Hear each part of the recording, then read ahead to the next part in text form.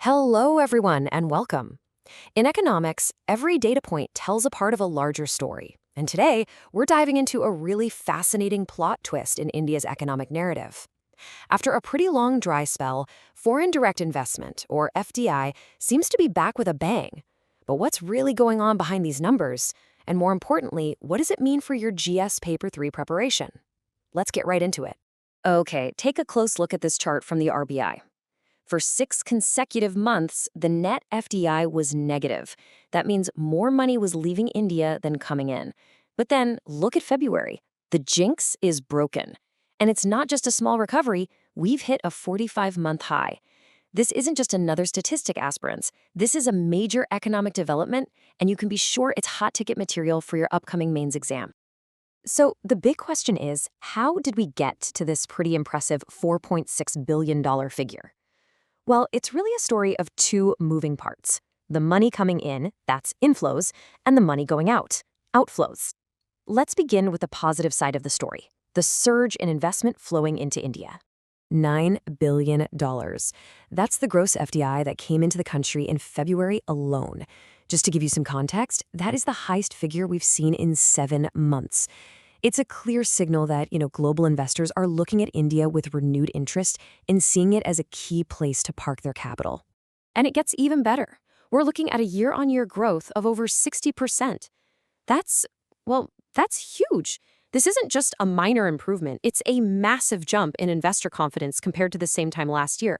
It really shows some serious momentum. So where is all this money headed? Well, it's not concentrated in just one or two areas.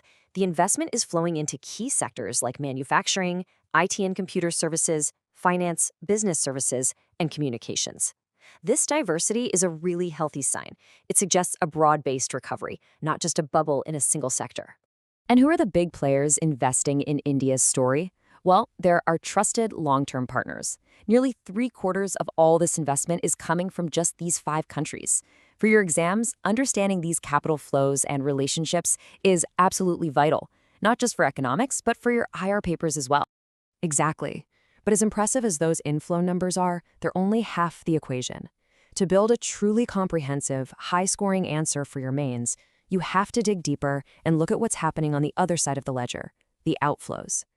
After all, the net in net FDI means we have to consider what's leaving as well. So when we say outflows, we're talking about 2 main things. First is repatriation and disinvestment. That's basically foreign companies taking their profits back home.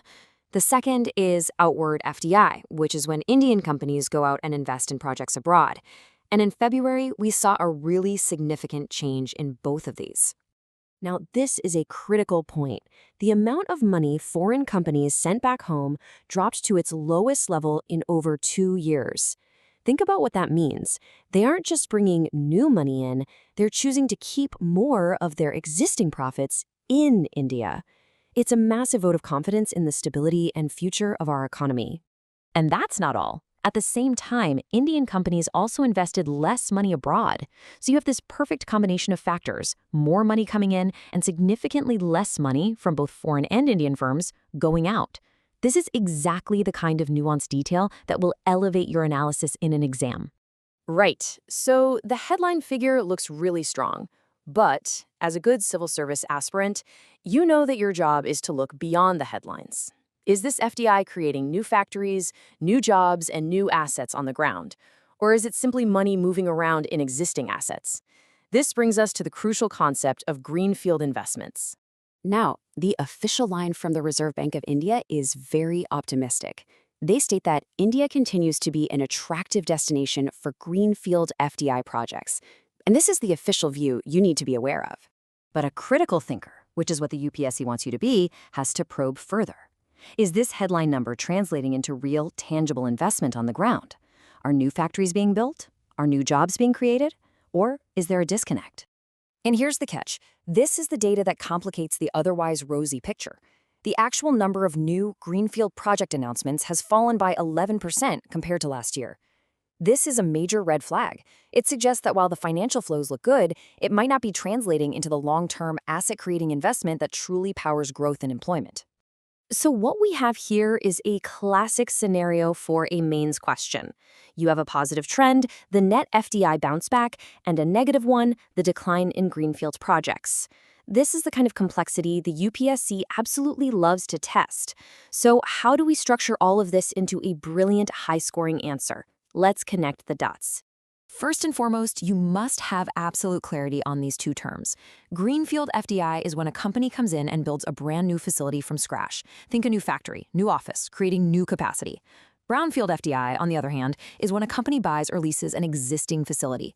The distinction is crucial because greenfield is generally associated with greater new job creation. So, using this framework, think about how you would approach these potential questions. Can you critically analyze the trends, weighing the pros of high net FDI against the cons of low greenfield investment? Can you discuss the quality of investment? And can you suggest concrete policy measures?